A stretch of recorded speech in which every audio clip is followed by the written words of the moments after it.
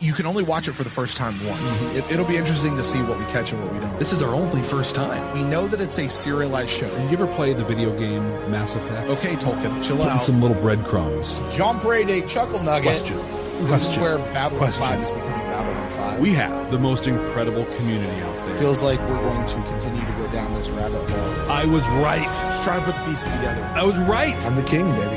What? Are you kidding me? Here I go back to Dune, as I often We're do. officially into it, Jeff. 100% so good. It was so completely accurate. That was great. I love that. Definitive ranking. I can keep watching the show. I love it so much. The year is 2026. The name of the podcast, Babylon 5, for the second time. Welcome to Babylon 5 for the second time. My name is Brent Allen. And my name is Jeff Akin.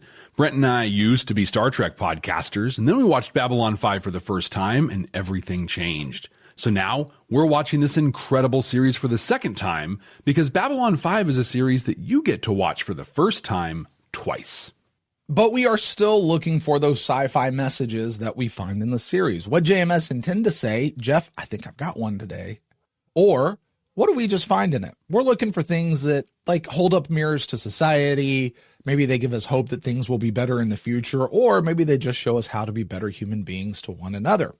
Now, that being said, Jeff and I have been through this incredible series for the first time by ourselves, completely spoiler free. And that is the best way to do it.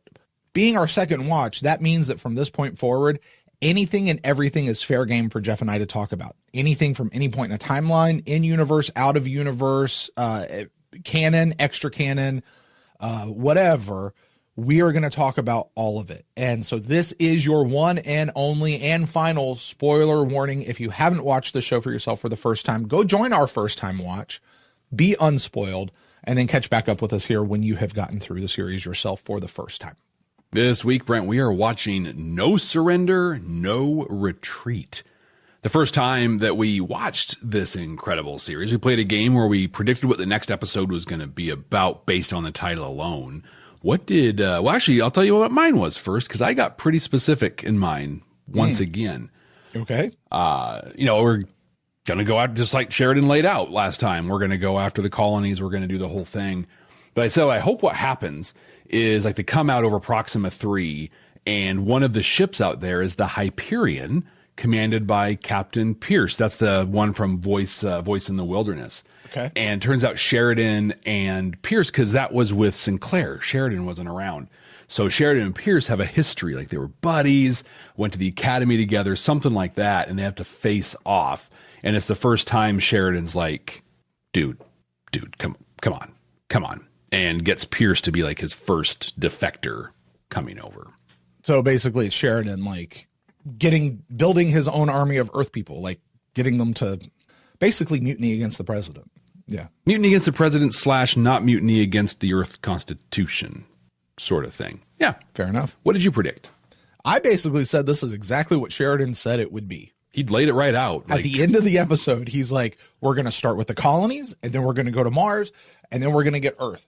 I also said it was going to take 7 episodes to do. And that's basically what we're going to run the rest of the season with is how I felt like this was going to go. And so we'll start at the colonies. Proxima 3 is a good one to start with. However many other colonies are out there, we'll go basically colony to colony. In my mind, it's like 1 episode per colony until we eventually hit Mars. Maybe Mars becomes a 2-parter, and then Earth is maybe another 2-parter or something like that. But for the most part, it's the long march to Earth for the Civil War. Pretty much exactly what he told us to do, just not 7 episodes. Right, yeah, and no 2-parters. We said we're going to put 2 of the biggest things into one. That's later. We'll get to that. Right. Well, I mean, okay, because we know Intersections in Real Time is coming. Yeah, just pretty soon. Like soon, right? Like 4 episodes away or something like that. Just, is it possible it's a top 3 episode of the series, right? It's like so many others.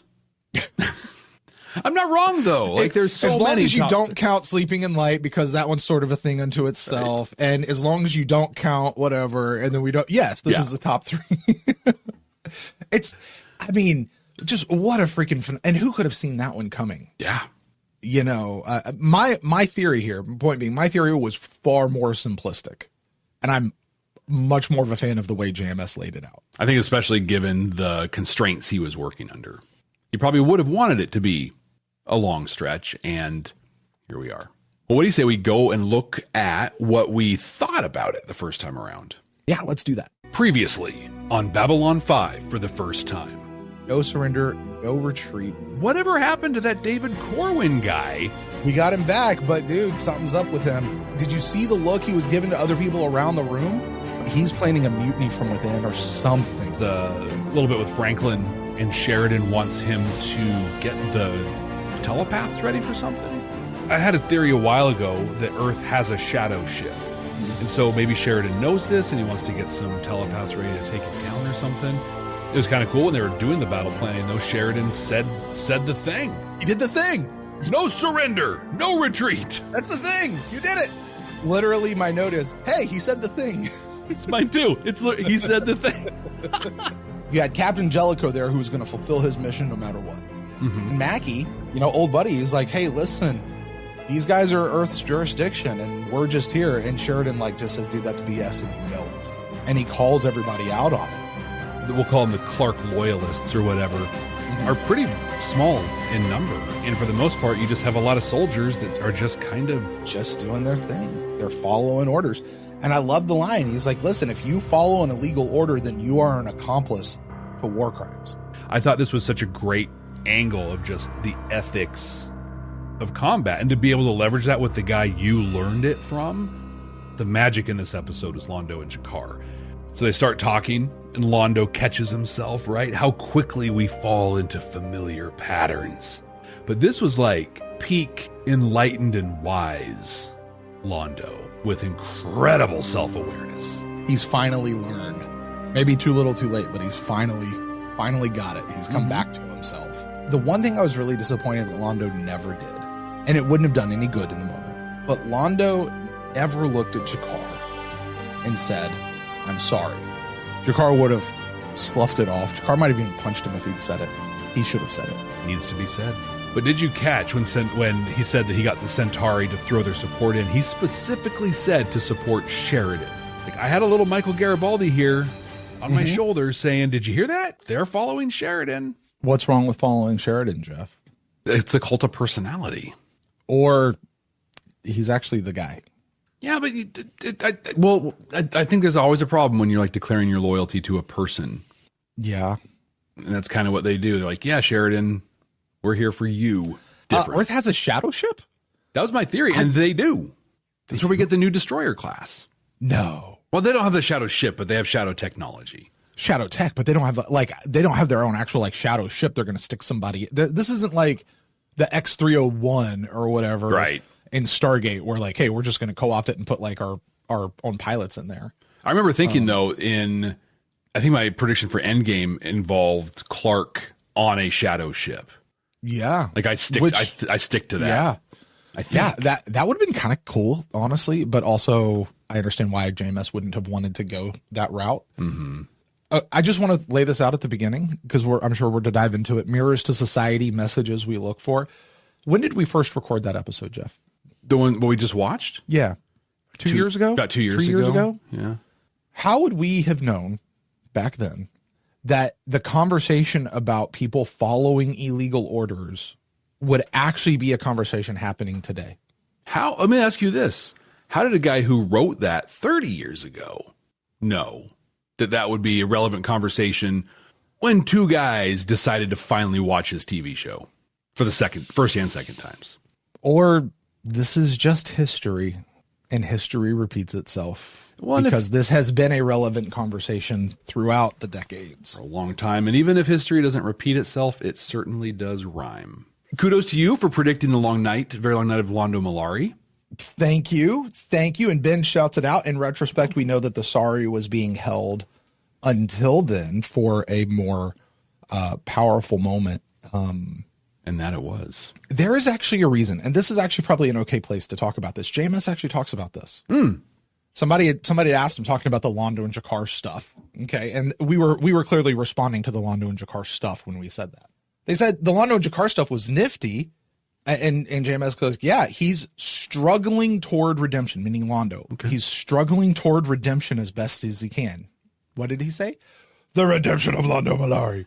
Anyway, he's like, he's making a real effort, which is important, because if he's going to end up with a keeper, which we know because we saw that back in War Without End, it's best if we feel for him, which you can't if he's a bad guy. 100%. So we have to get him redeemed so that when he winds up with the keeper, we're all like, what a man, what a guy. And it's JMS, dude, Joe. So good. Oh, so good. Right. Writing is, and you strung us along since season 1. I was going to say a lot longer than that. Like, oh my word. So I don't remember what the Londo and Jakar stuff in this one is. I don't either. So because I don't remember. Yeah. The second part to JMS's piece. Sorry, I missed this. Speaking about, because I had mentioned like Jakar should have punched. It wouldn't have done any good. Jakar would have punched him in the face, right? JMS says if Jakar came around too easily or too quickly, it would ring false. Yeah, it wouldn't have done any good in that moment. He had to go through time and reflection. And even though one could certainly agree with his anger over what's happened, Jakar has to try to overcome that and even transcend it. And he does. He does. But he can't. And there's a great lesson. There's a great message in that. You have to try, like, it is okay to be angry about something.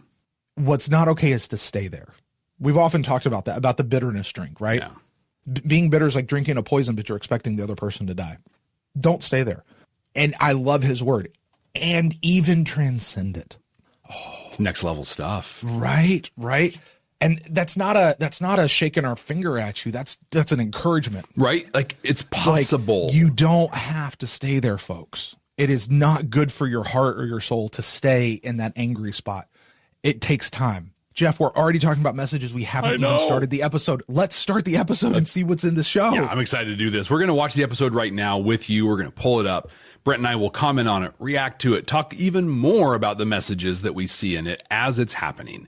On YouTube, this will be edited into one of those reaction style videos. We post the full and unedited version of this on our Patreon page. That's at patreon.com/badnerds.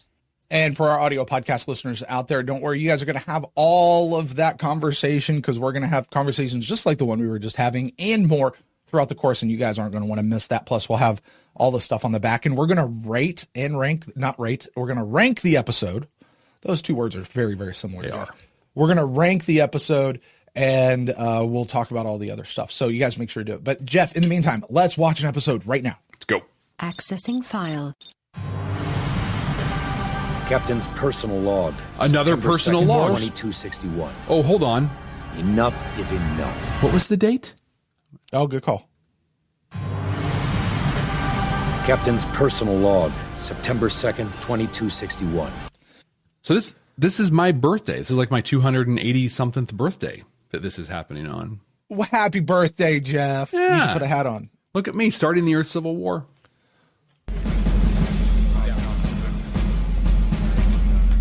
Christopher Franke makes such great use of percussion in his music. Oh, okay, I don't know who's directing or DPing this episode, but so far they are on point. Like, look at that smokes. Hair. Like, beard is bigger. What do they want? What's going on? I don't know. Okay, so we know something happens between Jakar and Londo in this episode, right? Track it just on a storytelling level. Londo walks in, gives the stink eye to Jakar. Jakar barely even looks at him, and stink eyes back. That's where we're starting this and episode. Jakar on this end of the table, Londo on this side, as far as When was they the can last be. time we had Londo and Jakar in the same episode? Like face to face. It's been a minute. Yeah, that's where we are right now. Alpha Squadron, status report. Alpha Squadron, ready for launch. Launch. You were convinced he was going to be the bad guy. Dude, he gave that look when Most of Sheridan the broke governments have away. mutual defense And- treaties with Earth. As of right now, in exchange for our continued patrol along your borders, I'm declaring those treaties null and void. He is declaring the treaties that these sovereign governments have as null and void. And he's Okay, let's take a moment and just, was this a part of the plan? Because that whole, not last episode, but the episode before, was him being joyful and gleeful about getting the Rangers to be able to patrol the borders. Because if I can get the Rangers to patrol the borders, I can then declare those treaties null and void and go after him.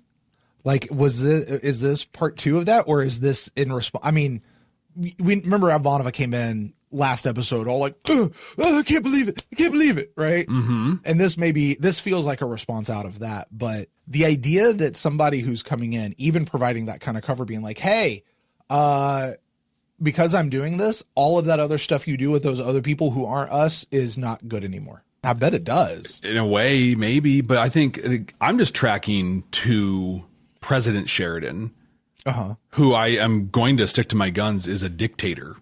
Sure. At best. And we're just seeing this, the elements of him time and again. This is another one. Hey, I unilaterally am deciding this thing that impacts your government. And just declaring. I'm sorry, I'm going to back up. You're saying Sheridan is a dictator? Yeah. President Sheridan is a dictator. In my head, you said Clark. And I was like, yeah, sure. Sheridan is a dictator. Mm-hmm. Sheridan's a military governor for sure.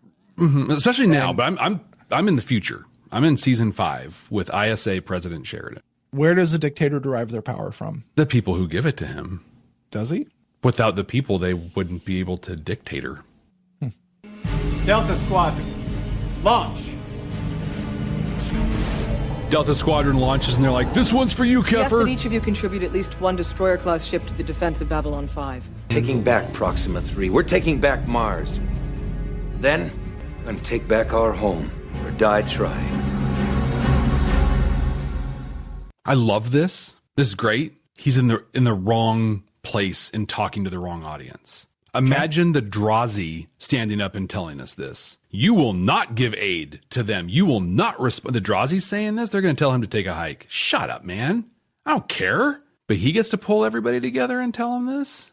Well, one, don't forget, he nuked Zahadum. So yeah. And he came back from the dead. So there is that. But also there is the point of he has the largest stick in the galaxy right now. Yeah. So yeah, he does. Like he does have that ability to be able to go in. Here's what I really love about what he says. We are going to go do this.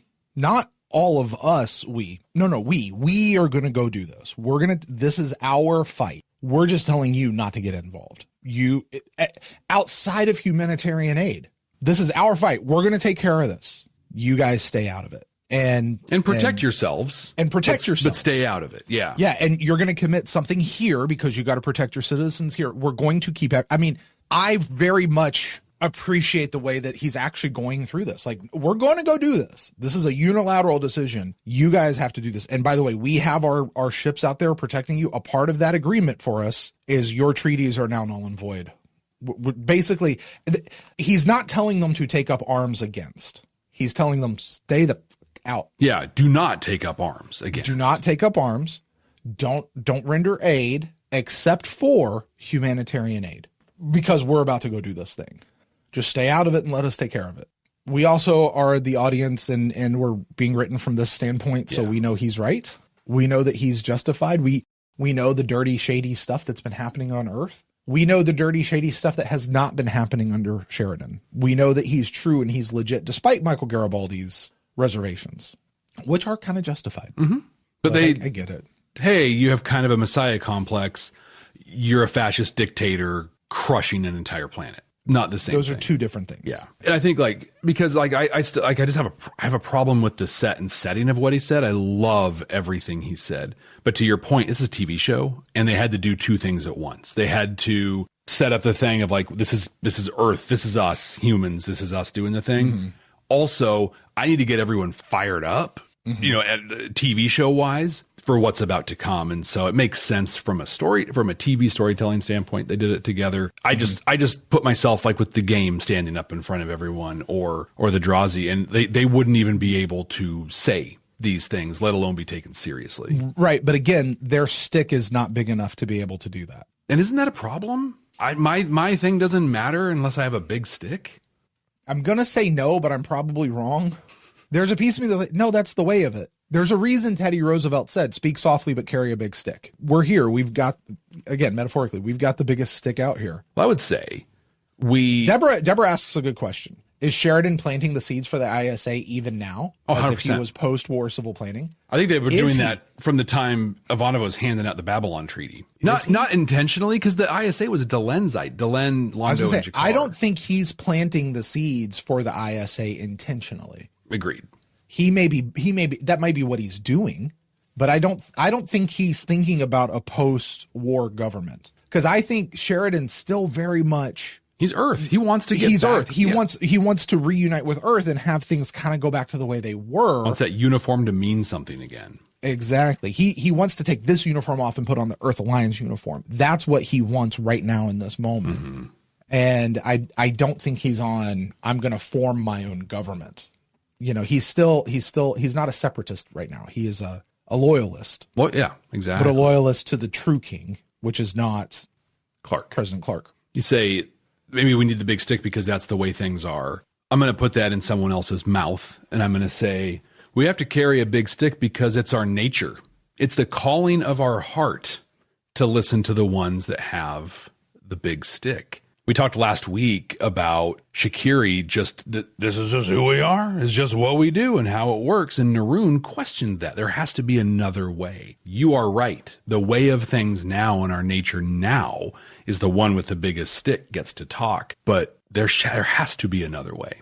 Well, I think the important piece of that, to go back to the Naroon bit, is your why. Yeah, I've got the biggest stick. That gives me permission to talk, or that allows me to kind of dictate, well, why am I fighting? Because it's my nature to fight.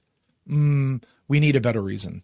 You should be fighting for the betterment of people, or your people, or the people under your charge, or the betterment of your galaxy, or people in your country, people in your office, people in your whatever. Bring that down to whatever your world is. Mm-hmm. You fight for them, not because it's what you do. It's just what I do. You know, when you reduce it to it's what I do rather than the why behind what you're doing. And I think the difference between Shaqiri and Sheridan here, that's the difference, Jeff.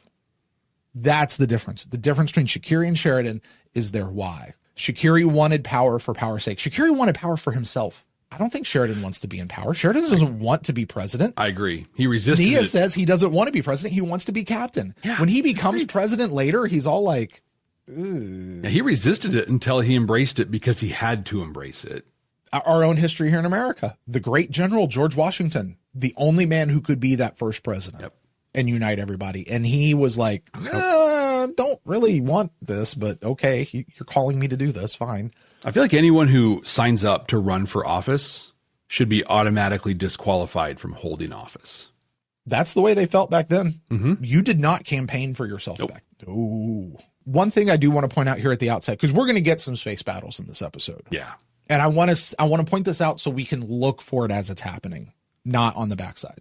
Somebody says, it seems to me that the White Stars, particularly in the numbers that we look at in this episode, should have been able to deal with the Earth ships like lambs to a slaughter. I remember talking about this. They took on freaking shadows. Like, why is this? Yeah. And JMS goes, yeah. If all you want to do is slaughter your fellow humans and officers, but if you want to try to minimize the body count of your fellow officers, who you want to eventually side with you, then it's more difficult. You have to keep the kid gloves on, because if they get endangered, then you become endangered. That it hurts you later on. Yeah. If you just go in and slaughter if you go in and just nuke, that's not actually going to help you later on. Again, remembering your why. Making sure you're strategically targeted. You're not targeting civilian places. You're not targeting, you know what I mean? Like, no, we are being very, and that's a part of the carrying the big stick. Because when you have the big stick, yeah, you can go in and just swath, but you also have the responsibility to make sure that you're using it in the right places. In the right way. Mm-hmm. And for the right reason. Yeah. And that's where things often get mucked up. Because people wind up not doing it for the right reason or in the right way. Yeah, and Ben says it right here. That's why it's such a great space battle scene. Sheridan's goal isn't to just win, but to win with minimal casualties. And that strategy is fascinating to watch. The Vesta, Captain Edward McDougan, and the Furies, Captain Stephanie Eklund. I love that. It's like, Mackie. Each of them destroyed the civilian transports.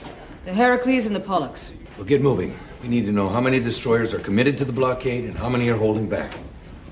Well, It's even a very different level of intelligence that he's trying to gather. Haven't found a way to remove them without causing damage. He almost played that out like he got poisoned. It's a good thing we know Veer gets to live. Yeah. I love that he checked his hair first. Is Londo around? He's not here. He had to go set up a meeting with you. He had a meeting. He checked his hair, and it looks terrible. Looks like you had a late night. Now that you do, I imagine you'll want to sign on again. Not with Sheridan. Does it your homeworld matter to you? Of course it matters. But I don't like the way he's doing this. But that's the way it is. I don't always like the way Londo does things, and, well, me in most civilized worlds, but, sometimes he's right. So I forced myself to give him the benefit of the doubt. Another message there of this is the way it is. No. Hold on. Compare and contrast these two support characters. I don't like the way he's doing it, so I can't, I agree with the mission. Mm-hmm. I don't like the way he's going about it, so I can't be a part of it. I don't always agree with how he goes about it, but I'm going to support him in the mission anyway. I'm going to swallow it because sometimes he's right, and sometimes I'm going to give him the benefit of the doubt. Where do you walk that line? But both are not wrong. And neither are right at the same time. Right. It's easy to look at Veer and be like, yeah, he's doing the right thing, because when Londo's right, he's super right. It's, whatever. But I think that giving someone a pass because sometimes they're right, but when they're wrong, it's genocide.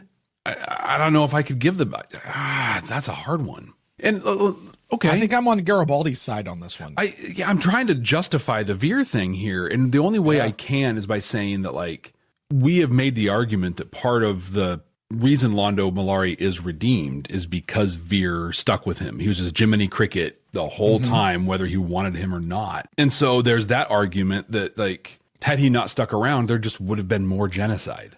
Also, when you play along, you have you're complicit in some of the things that have happened. And Garibaldi's not going to be complicit in whatever happens with Earth Force. But the other side to that is he's doing his own, I'm going to fight this my own way. You're one person doing one thing against. He's going to be a pebble thrown into the ocean. Exactly. What he's going to do is, for the most part, not really going to matter unless plot demands that what he does matters. Yeah. Which I don't think it does, if I remember correctly. And most people who are like, I'm going to do my own thing, do their own thing. And you have to have a group that are going to, and you have to make that decision to do the thing. I mean, he's not wrong in his thinking, but what he does is I got to tell you, there are things right now that I love and I care for, but the people that are in charge are, I think, bad and evil people and do not have the same best interest at heart that I do, but they're the ones in charge right now. I'm not just talking about the government right now, folks. Let's be clear, although that too. I can't go be a part of what they're doing because of that. Even though I agree with what they're trying to do, I think it's a good thing and it should be done. I kind of am with Garibaldi on this side because I can't be a part of what they're doing, not in the way they're doing it. I go off and do my own thing, which is, by the way, is not that mission. The things I put my hand to today are not that mission. It's something else altogether, and I let it be. Yeah, because Deborah puts it very well. The avalanche has started. The pebbles can't not vote.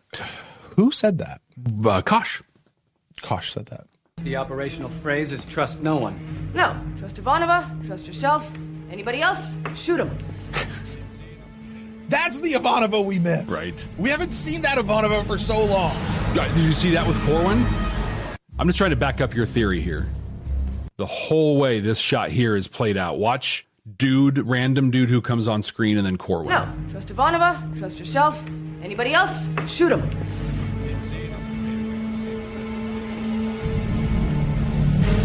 I'm telling you, that is, if I'm not a bad guy, I'm questioning what's going on here. And in storytelling mode, that's going to be the Judas. Mm-hmm. That's going to be the guy who thinks he's doing the right thing and he's eventually going to turn away. That's what all of those looks translates to me as the audience. That totally looked like that. And I of course, in the definitive answer for all things audiences everywhere. So, but to take Corwin, the fake Corwin that we're imagining over here in Garibaldi, Garibaldi's literally just doing his own thing. Corwin, based on that scene there, is enrolling others in his cause to do what he thinks is the right thing. I mean, he gave that's the exact look that he gave when Sheridan was like, anybody else want to walk out of here? Right. Whoa. This is an incredible scene. Someone asked, it seems that Jakar knows that it's Londo at the door. Why else would he wait for so long to call enter? But how did he know? Veer just told us why. Yeah, pretty much. That's exactly what JMS said too. When somebody asked that question, Veer just said it. Unless you count a cell on Centauri Prime. I apologize for the lack of chains. The cleaning service must have removed them. Isn't it amazing how quickly we fall into familiar patterns? God, that's so good. As soon as we come into one another's orbit, have been very difficult for both of us, Jakar. Harder on you, perhaps. Perhaps. But that's the understatement of the year. And I never thank you for that. I have no interest in your thanks. I did not think that you would, but it is there anyway. I love that Jakar did not accept the thanks, but Londo still left it there. We've talked about this a lot with forgiveness specifically, but you do not have to accept it for it to still matter. Mm-hmm. And I think in this case, for Londo, it doesn't matter if Jakar accepts it. It's important that he offers it. Which is exactly what we've been saying about asking for forgiveness for years now. Mm-hmm. It's the same. By the way, also, that thanks or that ask for forgiveness gets left on the table. It's there forever. He can come back and grab it at a future time when he's ready, in his time. But all I ever wanted is what is right for my world. I am a patriot, as you are. I have convinced them to throw our official support to Sheridan. I love this. I love how this plays out. Or to do the same in a joint statement. It might help. If two forces recently at war with one another can agree on this, perhaps it might help to convince the others. I like how he makes it about something bigger than them. While I do not know who the enemy is any longer, I do know who my friends are. And this will carry with him for the rest of his life. I hope to as he sits there with a keeper on his shoulder, knowing who his true friends are. I hope to do better. Before war broke out between our governments, you bought me a drink. I wish to return the favor.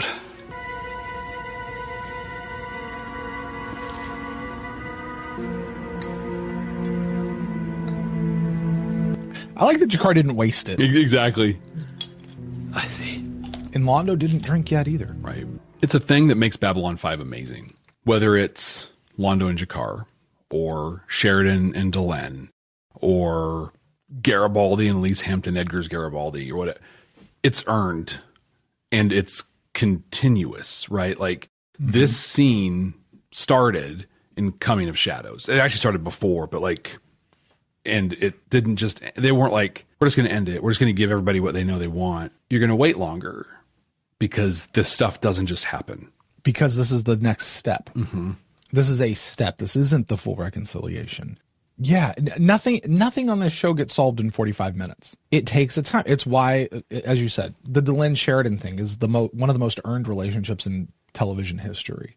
Londo's redemption. It's so slowly paced, but it never feels drawn out. Yeah, like, because we've seen shows where it's like, you're just stringing on stuff now. Like, come on, resolve this, get through it and let's move on. Like, we've seen that.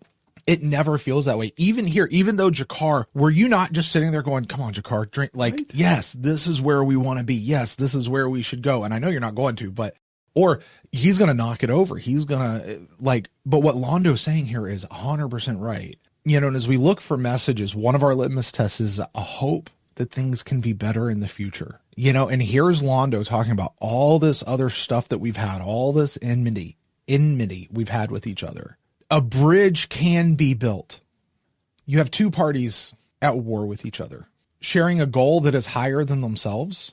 A bridge can be built, but it requires people to allow the bridge to be built, not just to come in here and shut the other down. Right. Londo's trying. The bridge is there. I love that Londo doesn't even say a word. He gets up, he turns around, he walks away. And you know what he doesn't do? He doesn't stand and look back. Right. He doesn't start to beg. He doesn't start to do that. He doesn't hang his head. Londo doesn't even hang his head. He walks out with his head up. You can see the regret on his shoulders. He wishes it would have gone a different way. But, Londo walks out. And we know that coming up here soon, G'Kar comes back because G'Kar needed his time. And that's okay too. But there is hope. When you have people who are, Londo says it, that two people who are at war like we are can agree on this. What does that mean for other people? Hey, two parties that are so at war on everything else. If we can come together on this thing, man, what hope could that give us for other folks? Yeah. And for other things, man. Like the metaphor of him pouring the alcohol back into the flask. Londo left his thanks out there, left his respect out there. G'Kar left the drink out there. To your point, steps. They didn't just come together. They both took a step. That's a top 3 scene in the whole series. Probably. Just like 20 others. I would say of those top 3, all of them are G'Kar and Londo in a room talking. Yeah. So true. We'll be fighting in close quarters, so keep an eye out for each other. If the battle... This is great. Right over everybody's head. Earth's last best hope. Oh, yeah. God, that's so deteriorates into a furball, we could sustain losses from friendly fire. God, and that framing of Corwin, too, and the music. Brent, yeah. I didn't get it the first time around, but I'm seeing it now. What they... I like how they've slapped the Babylon 5 sticker on everything. I think that's the general idea, Lieutenant. Oh, look at that butt jump. Awesome. This is Fleet Command. We've got hostiles on attack vector. If they turn around, they'll expose their flank to the enemy. What perfect casting for this role. 2 groups of hostiles. You are in violation of the Proxima Treaty, and your attacks on civilian transports are illegal. You can leave peacefully if that is your choice. But we are prepared to use deadly force if necessary. This is Captain Edward McDougan of the Vested, a hostile vessel. Mackie, long time no see. Open fire. So we had Sheridan saying they will defend themselves, do not open fire. We're going to give them every chance to leave and get out of here. Dr. Kelso is like, oh, they're here? Shoot. As completely different as they could possibly be. Heracles is open fire. Other ships moving to Suzanne support. points out both Fighters number 1s on launching. the ships disagree with both of their captains. All right.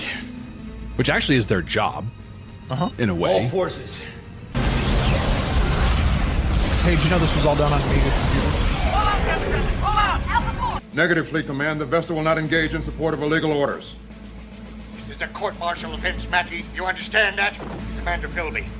Under the authority of Earth Force Command, I'm hereby promoting you to captain and ordering you to relieve Captain McDougan. I always knew you wanted a promotion, Bob. Never knew how badly until now. Mackie, go. Commander Philby's promotion has just been postponed by the crew. The Vesta is non-hostile. If you're gonna do something like that, you better make sure you have the support of the people behind you. Yep. You pull that gun out, you better be ready. You better be ready. You better make sure they're going to follow you. God, the crew. Get to the life pods. Get to the life pods.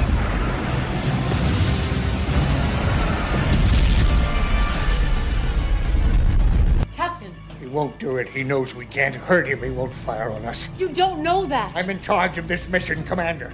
I will not surrender Proxima or stand trial for following direct orders. I'm the one they'll hold responsible, not you. I won't let you endanger the ship because you're afraid to face the consequences of your actions. Are you questioning my orders, Commander? No, sir. I am relieving you of command. Look at her. Remove Captain Hall from the bridge. Here's the difference. She's got support. Now. They're all like, this guy is messed up. Heracles to attack fleet. The Heracles surrenders. I say again, the Heracles surrenders. We are returning control of Proxima 3 to its local government. I love that the Pollux got blasted the way it did, because like in other space franchises, battle is often pretty clean, right? Like this ship is here and this ship is here and we shoot and this one blows up and we whatever. But battle would not be clean. It's messy, and so they're shooting and the White Star it just blasts into it. It's so raw. It's so real. Suzanne puts out a comment in our council chambers chat over here that the CO there on that ship is an interesting, because she's doing what she's doing not because she supports Sheridan, but because she doesn't want to see her ship blown up. What I find interesting is what she said to him was, "No, sir, we're not going to let you take down the ship because you don't want to face the consequences for your actions." Mm-hmm. Put those two things together. She's willing to face the consequences for her actions, as are all the people on the ship. We'll all face our consequences. We're not going to go to Deb because you don't want to face yours. Yeah. So you're being relieved of your command. This is not, we suddenly agree with them over there. And you know what? Much respect to her. None for him. And I think that they even signaled that subtly, where his demand was hand Proxima 3 over to its legal government. Her response was, we will hand over Proxima 3 to its local government. She didn't acknowledge it was their legal government. I happen to disagree with those policies. But that doesn't mean I agree with your actions either. Your oath is to the Alliance and to the people back home, not to any particular government. You're splitting that hair mighty thin, John. No, actually, that's pretty straightforward and thick. Night watch. Exactly. His mind is not for rent to any god or government. This week, he's saying what Delenn said last week. Which is? That we're here to serve. There are the people. There's the military. We're here to serve. We'll kick out Clark and the Night Watch and the rest of that bunch, and we'll turn it over to the voters. Let them decide if what we did was right or wrong. Wando's looking like he's had a few of those. But look at this.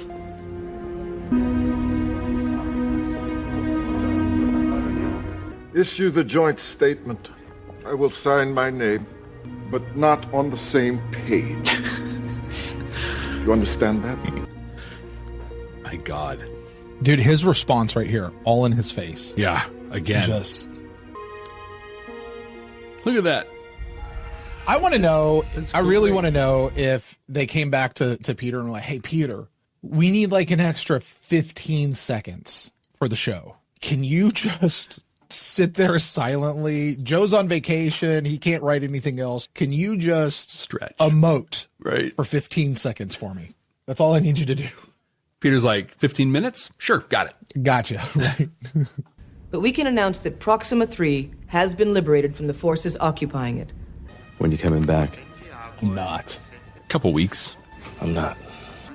All of his belongings that he's taking are in that duffel bag. I love the minimalism. Joint statement today recognizing the legitimacy of the liberation of Proxima.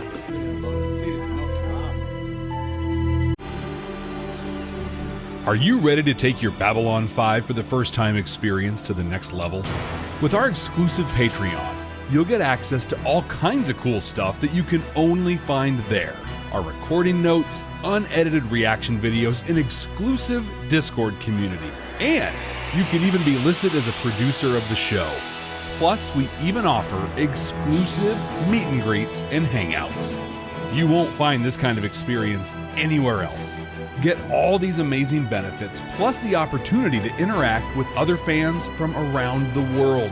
It's being part of a huge community where everyone shares the same appreciation for Babylon 5. Subscribe at patreon.com/Babylon5First. That's the number 5 and the word first to get access to these incredible benefits. That's patreon.com/Babylon5First.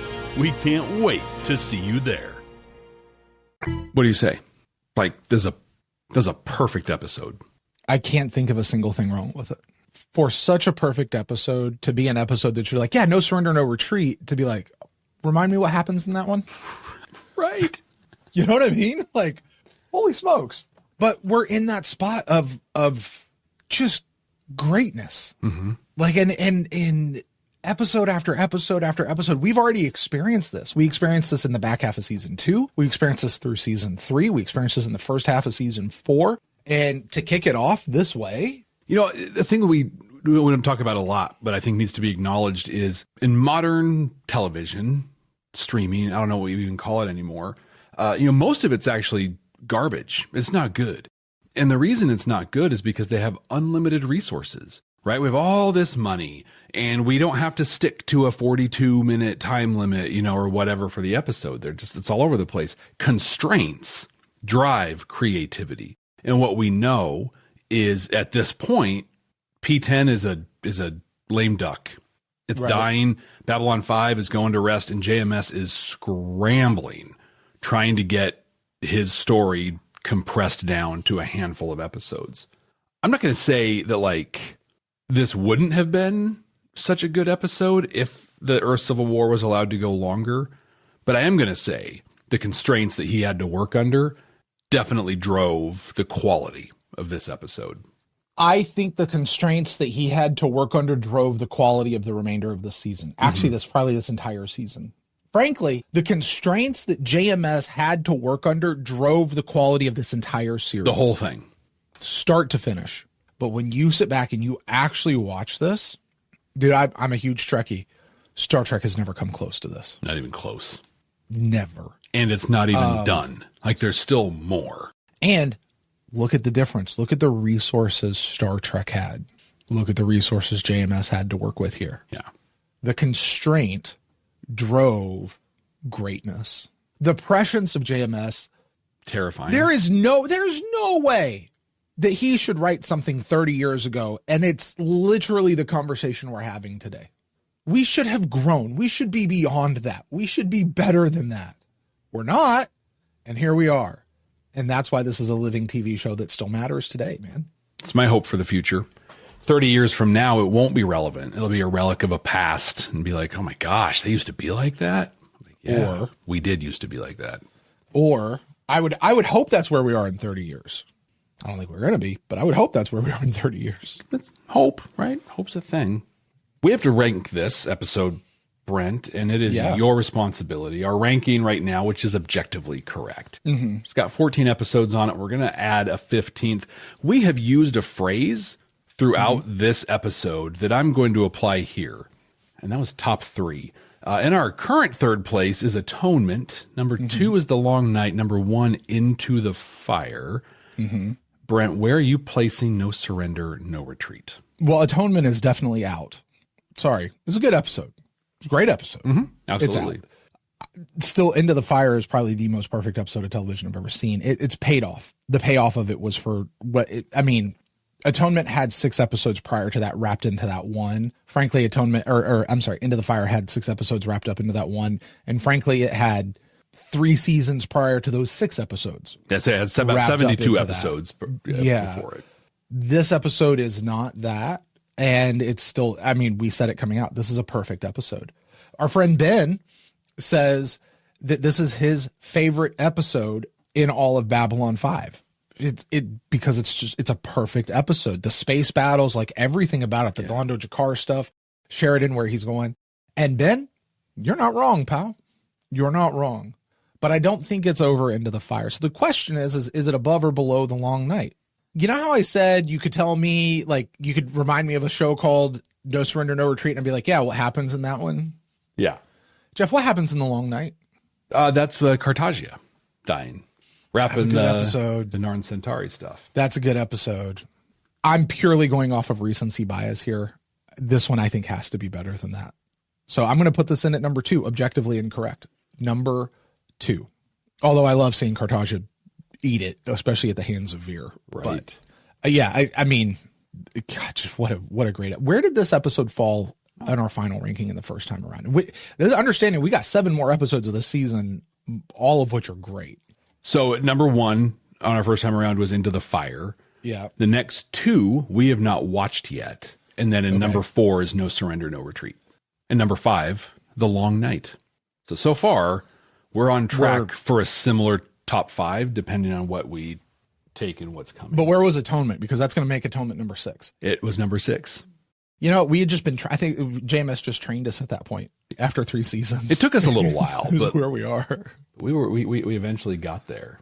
Well, Brent, that's going to wrap up No Surrender, No Retreat. And we're going to continue on the Earth Civil War next week with an episode called The Exercise of Vital Powers. Do you remember what you thought about this one? Do you remember what this one was? No. What was this one? I don't remember what this one was about. We meet Edgars in this one. Okay. I think what I really said was this episode this next episode feels incomplete. For whatever reason, this episode, there was a beginning, a middle, and an end. And I feel like the next episode doesn't feel that way. Like the next episode feels like, you remember the first 6 episodes? Like they all were kind of one big major episode. Like I feel like that's the next episode. Like I know it's a good episode. There's a lot of goodness in there, but it didn't come to a conclusion. And that's what I think I remember coming out of Exercise of Vital Powers, being that's where we finally meet Edgar's. Mm-hmm. And it starts this long string of episodes that don't really get complete until that story arc is completed. That's what sticks out in my memory. How about you? What sticks out in your memory about this one? I think this is where we really started getting into the corporate world of things and mm-hmm. The oligarchical nature of the government back then that wasn't as apparent as now, but was a thing. I remember really wanting more of Edgar's. I forget if it's this episode or the one after, but he sits down and he really dives into his philosophy. He talks about the big events of the year 2112 that I was very excited about. I think that's in this one. And I wanted to hear more about what it was. I remember being interested, and when I reflect on it now in this moment, I also remember thinking they were done and they're squeezing a bunch of this new stuff in. They're talking about the frozen telepaths, the teepsicles start becoming a thing in this one. And I think this is where I started to really feel the rush and the crunch of compressing the story into this season. But I could be wrong. I thought that about this episode. That's what I said last week. So I was very wrong about that. Music to my ears, Jeff. So let's see what happens next week. Right here, same time, same place. Make sure you're subscribed so you don't miss it. Please leave us a rating, a review. If you're on a platform like YouTube or Good Pods that has commenting, comment, be a part of the conversation. We have a ton of other content available on our Patreon page, for which there are links in the place there are normally links wherever you're watching or listening. So please check that out. The one thing you can do, though, and now is a fantastic time as we're heading into the end of season 4, if the calling of your heart is beyond just your nature and you want to help this show out, you want to get more people to join the incredible community of which you are a part, just share this show. Share it with someone that you want to experience this incredible series as well. So until next time, I'm Jeff. Hey, Jeff. Yeah, what's up, Brent? I'm going to give you 3 choices. Okay. Number 1, you can wrap up this episode and we can just be done. Number 2, you don't wrap up this episode and we just keep talking about this one. Or number 3, you can wrap this one up and we can do the next one right now. Can I offer a number 4? That maybe we talk about this one for a little bit longer, but then we go watch some Stargate. No. I mean, we're not some deep space franchise. This station is about something.